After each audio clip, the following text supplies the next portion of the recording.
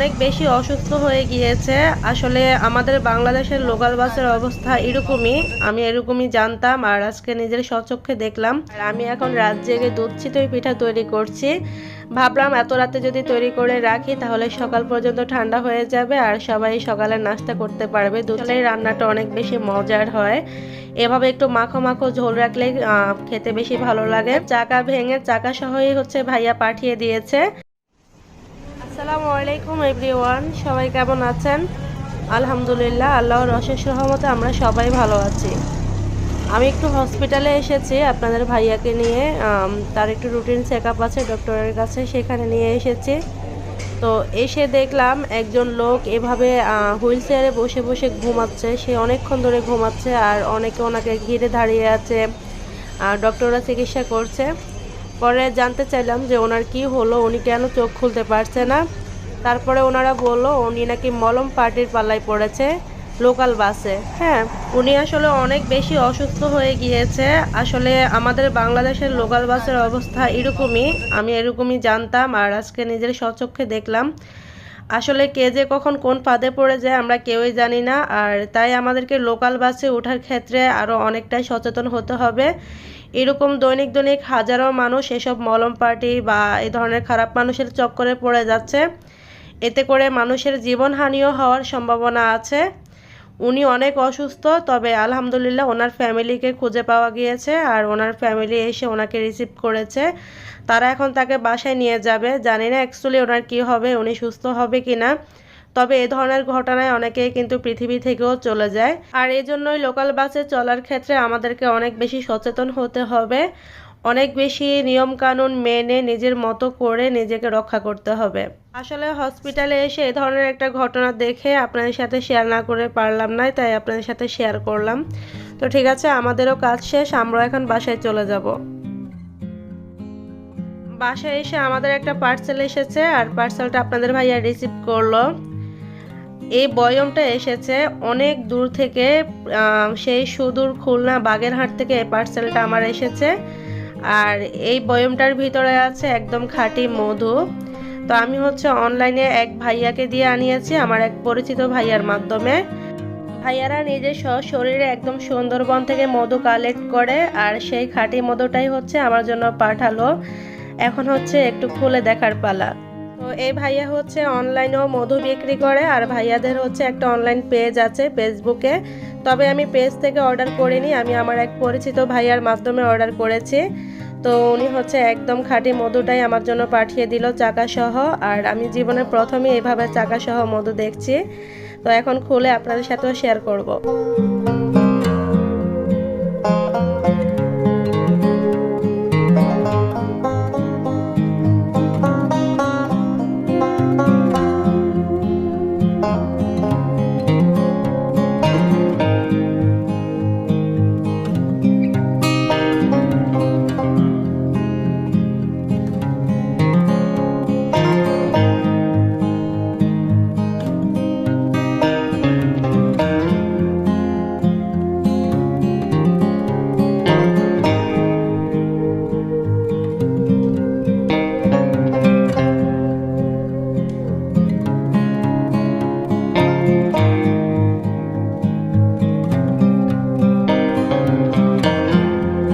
দেখতেই পাচ্ছেন একদম খুব সুন্দরভাবে চাকা ভেঙে চাকা সহই হচ্ছে ভাইয়া পাঠিয়ে দিয়েছে।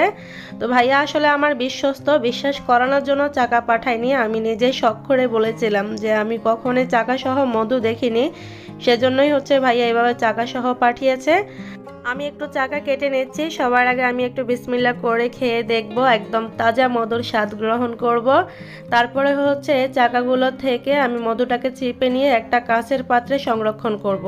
কাচের পাত্রে রাখলে হয় কি মধুটা অনেক দিন ধরে ভালো থাকে।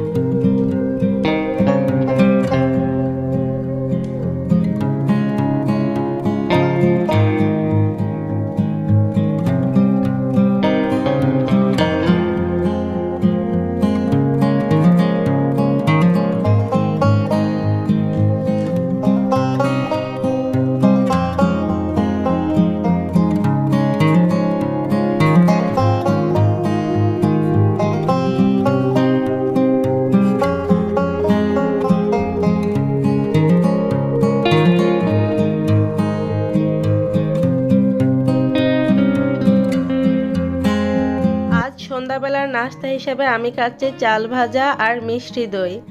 আসলে দই দিয়ে একটু ক্রিস্পি কিছু খেতে আমার কাছে অনেক বেশি ভালো লাগে, তবে অনেকেও দই দিয়ে মুড়ি খেতে পছন্দ করে। আমি মুড়িটা খুব একটা পছন্দ করি না, সেজন্য আমি চাল ভাজা দিয়ে খাচ্ছি। আপনারা যারা ট্রাই করেননি একবার এভাবে দই দিয়ে চাল ভাজা ট্রাই করবেন, আশা করছি আপনাদের কাছেও ভালো লাগবে। তো আর আমি হচ্ছে দই আর চাল ভাজার সাথে 1 কাপ দুধ চাও বানিয়ে নিয়েছি। আজকে সন্ধ্যার জন্য এতটুকুই আমার জন্য এনাফ। এইদিকে চুলায় আমার রান্নাও হচ্ছে আর আমি মশলা কষিয়ে নিচ্ছি এখন। আর আমি আজকে রান্না করব হচ্ছে মুরগির লাল ভুনা। এখানে একটা ব্রয়লার মুরগি এবং একটা আছে পাকিস্তানি যে কক মুরগি, সেটা দুটা মিলিয়ে প্রায় 2 কেজির মতো ছিল। আর আমি এগুলাকে হালকা লবণ আর হলুদ দিয়ে ভেজে নিয়েছি। আজকের মুরগিগুলোর সাথে কিছু পা ছিল, তারপরে হচ্ছে কিছু আলুও আমি একইভাবে বড় টুকরো করে কেটে লবণ আর হলুদ দিয়ে ভেজে নিয়েছি। সব কিছুই মোটামুটি ভেজে নিয়েছি। আর আমি মুরগির লাল ভুনা এভাবেই করি। এখন মশলাটার সাথে হালকা মিশিয়ে নিয়ে ঝোলের পানি এখানে অ্যাড করে দেব, কারণ বেশিক্ষণ আর কষাতে হবে না, যেহেতু মশলাটাও আমি সুন্দর করে কষিয়ে নিয়েছি আর মুরগিগুলো আগে থেকে ভেজে নেওয়া ছিল। আর আমি এখানে ঝোলের পানি হিসাবে গরম পানি ব্যবহার করছি। ঝোলের পানি হিসাবে গরম পানিটা ব্যবহার করলে তরকারির টেস্টটা অনেক বেশি ভালো আসে। আর গরম পানির জায়গায় আমরা যদি ঠান্ডা পানি ব্যবহার করি, আমার কাছে মনে হয় টেস্টটা কেমন যেন একটু পানসে আসে। এটা আসলে আমার ব্যক্তিগত অভিজ্ঞতা, তাই আমি একটু এভাবেই রান্না করি। তো এই তো আমার চিকেন কিন্তু রান্না করা হয়ে গিয়েছে। আর এগুলো যখন আমি তেলে ভেজে নিয়েছিলাম তখন কিন্তু অর্ধেকটা রান্না করা হয়ে গিয়েছিল, সেজন্য এখন খুব বেশি একটা সময় দিতে হয়নি। আর এভাবে মুরগির ঝালগুনা আমাদের বাসায় সবাই অনেক বেশি পছন্দ করে। আসলে এই রান্নাটা অনেক বেশি মজার হয়। এভাবে একটু মাখো মাখো ঝোল রাখলে খেতে বেশি ভালো লাগে। তো আমার রান্নাবান্না শেষ। এখন আমি আর আপনাদের ভাইয়া একটু বাহিরে যাব, বাসার একটু টুকিটাকি কেনাকাটা আছে সেগুলো করার জন্য।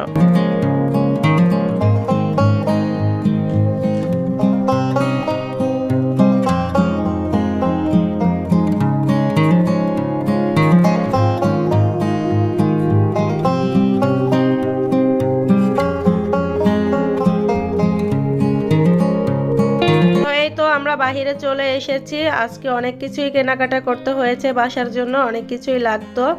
এখন হচ্ছে বিল করা হচ্ছে। আপনাদের ভাইয়া সব কিছু নিয়ে দাঁড়িয়ে আছে, বিল করা হলে পেমেন্ট করে তারপরে আমরা বাসার দিকে রওনা দিয়ে দেব।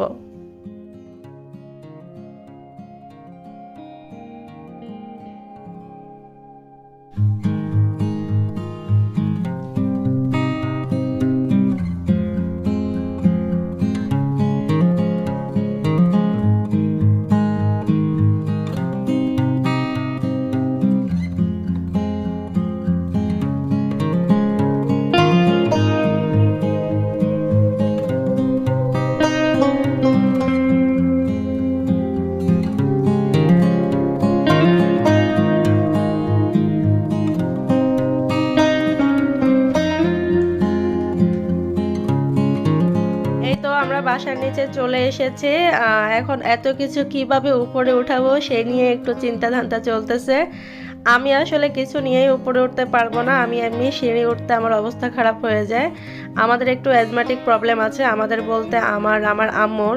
সিঁড়ি ওঠার সময় আমাদের অনেক কষ্ট হয়, তাই ভারী কিছু নিয়ে ওঠার তো প্রশ্নই ওঠে না, তাহলে তো আর বাঁচবই না। তো আপনাদের ভাইয়া বললো তুমি দাঁড়াও, আমি একটু একটু করে উপরে রেখে আসি। সে এখন 2টা ব্যাগ নিয়ে যাচ্ছে, ওগুলা রেখে এসে তারপরে বাকিগুলা নেবে। আমিও দেখি হালকা পাতলা কিছু একটা হয়তো এখান থেকে নেব, তবে ভারী কিছু নেওয়া আমার পক্ষে সম্ভব না।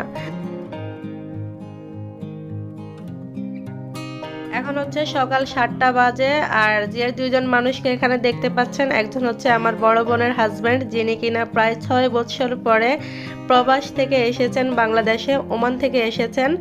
তো অনেক দিন পর আমার ভাইয়ার সাথে দেখা হলো, এসেছে গত 2-3 দিন হলো। আর ইনি হচ্ছে আমার ভাইয়ার বড় ভাই।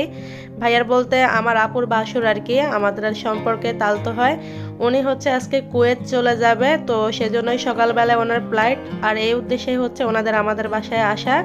তো আপনাদের ভাইয়া হচ্ছে ওনাদেরকে এয়ারপোর্ট নিয়ে যাবে, বিদায় দিয়ে হচ্ছে আমার ভাইয়াকে নিয়ে আবার বাসায় চলে আসবে। ভাইয়া আমাদের বাসায় আরও একদিন বেড়াবে, তারপরে হচ্ছে বাড়িতে যাবে। তো এই তো সকালবেলায় ওনাকে বিদায় দিয়ে আসার পরে এখন বিকেলবেলায় আমরা একটু ঘুরতে যাচ্ছি। তো এখন হচ্ছে মেহজাবিন, আব্দুল্লাহ, আমি, আমার বোনের হাজব্যান্ড মানে আমার ভাইয়া, আর হচ্ছে আপনাদের ভাইয়া সহ আমরা একটু বাহিরে যাচ্ছি। আমরা একটু আমাদের জায়গার কাছে যাব, সেখান থেকে ঘুরে একটু ঘোরাফেরা করে বাসায় চলে আসব।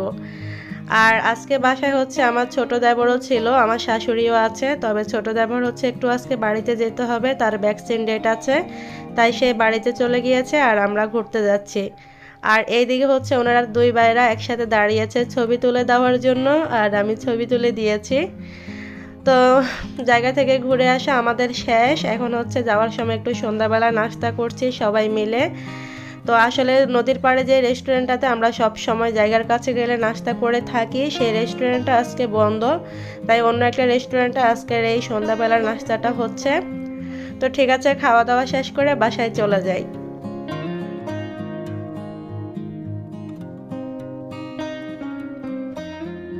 এখন হচ্ছে রাত প্রায় 12:30 বাজে, আর আমি এখন রাত জেগে দুধ চিতই পিঠা তৈরি করছি। ভাবলাম এত রাতে যদি তৈরি করে রাখি তাহলে সকাল পর্যন্ত ঠান্ডা হয়ে যাবে আর সবাই সকালে নাস্তা করতে পারবে দুধ চিতই পিঠা দিয়ে। তো কিছু পিঠা হচ্ছে আমি দুধে ভিজিয়ে ফেলেছি, আরও কিছু পিঠা হচ্ছে এখনও তৈরি করা হয়নি, কিছু পিঠা বাকি আছে। তো এই তো এটা হচ্ছে আমার পিঠার খামির, আর উপরে যে কালো কালো দানাদার অংশগুলো দেখতে পাচ্ছেন এগুলা ময়লা না, এগুলো হচ্ছে নারকেল কুড়া। তো নারকেলকে ছোট ছোট টুকরো করে নিয়েছি। এভাবে কিন্তু দুধ চিতই পিঠা তৈরি করার ক্ষেত্রে পিঠার সাথে যদি নারকেল দেওয়া হয় সেই পিঠাটা খেতে কিন্তু অনেক মজা হয়। তো আমি কিন্তু প্রায় সময় এভাবে পিঠা তৈরির যে খামিরটা সেখানে নারকেল দিয়ে দেন পিঠাগুলো তৈরি করি। তো এই তো আমার পিঠা আসলে একদিকে আমি দুধ জাল করে রেখে দিয়েছি আর অন্য দিক থেকে পিঠা বানিয়ে বানিয়ে দুধে চুবোচ্ছি। এখন একটা একটা করে সবগুলা পিঠা তৈরি করে ফেলবো, করে যখন দুধে ভেজানো হয়ে যাবে আর পিঠা তৈরি করা শেষ হয়ে যাবে তখন দুধটাকে আবার একটু জাল করে জাস্ট একটু বলক তুলে চুলা বন্ধ করে দেব। বন্ধ করে রাত্রিবেলা এটা ঠান্ডা হতে রেখে দিব আর সকালবেলায় পরিবেশন করে আপনাদের সাথে আবারও শেয়ার করব। তবে তার আগে হচ্ছে আমি এখন একটা পিঠা খালি খালি খাবো।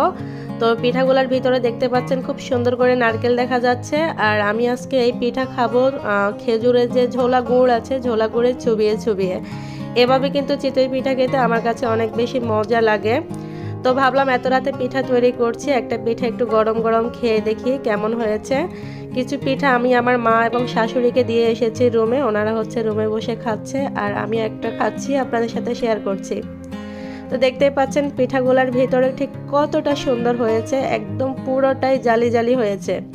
দুধে ভেজানোর জন্য কিন্তু এরকম পিঠা হওয়া একদম মাস্ট চাই, তাহলে দুধ একদম ঢুকে দুধের রসটা ঢুকে পিঠাটা টইটম্বর হয়ে যাবে। তো ঠিক আছে, পিঠাটা এখন আমি বসে বসে খাই, গরম গরম পিঠা এনজয় করি, এখন আর বেশি কথা না বলি।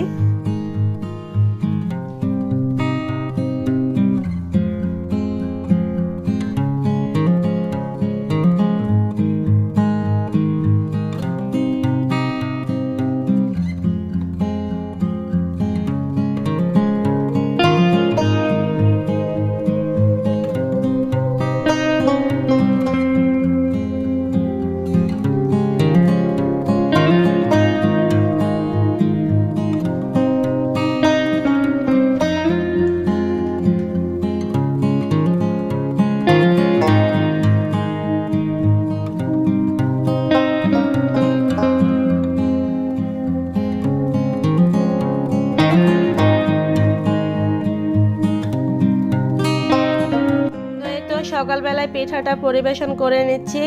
মাশাআল্লাহ খুব সুন্দর করে পিঠার ভিতরে রস ঢুকে একদম টইটম্বুর হয়ে গিয়েছে, দেখতেই পাচ্ছেন পিঠাগুলা দেখতে খুবই সুন্দর হয়েছে।